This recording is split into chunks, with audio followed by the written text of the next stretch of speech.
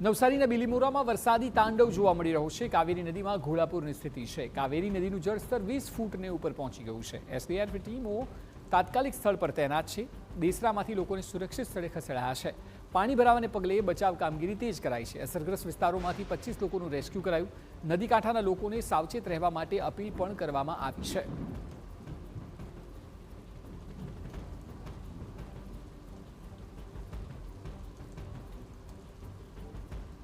તો બિલીમોરામાં વરસાદી તાંડવ છે, જે બાદ આ સ્થિતિ સર્જાઈ કે જ્યાં કાવેરી નદીમાં ઘોડાપૂરની સ્થિતિ આવી અને જળસ્તર 20 ફૂટની ઉપર પહોંચ્યું છે।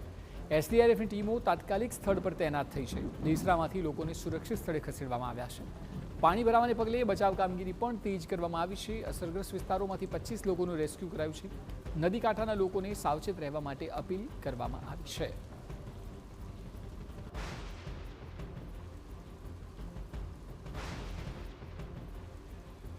નવસારીમાં ધોધમાર વરસાદ બાદ જળબંબાકારની સ્થિતિ સર્જાઈ છે। શાંતાદેવી રોડ વિસ્તારમાં ઘૂંટણસમાં પાણી ભરાયા છે।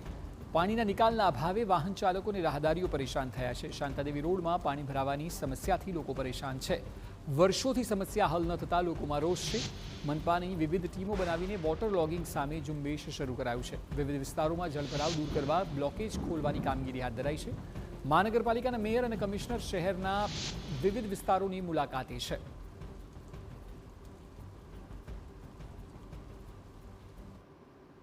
વરસાદ જેવો પડે એ હિસાબે પાણી વધતું જાય। બરાબર છે। દર વર્ષે આવી તકલીફો રહી છે? દર વર્ષે પબ્લિક કઈને ઠાક્યું પણ મહાનગરપાલિકા કંઈ કરવા માંગતી જ નથી। બરાબર। તમે શાળાએ ગયેલા હતા?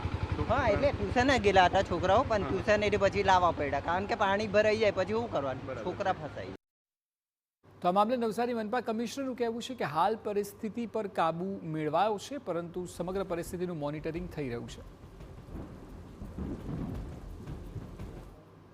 નદીની પરિસ્થિતિ પણ જે છે હવે ભયજનક તરફ જઈ રહી છે।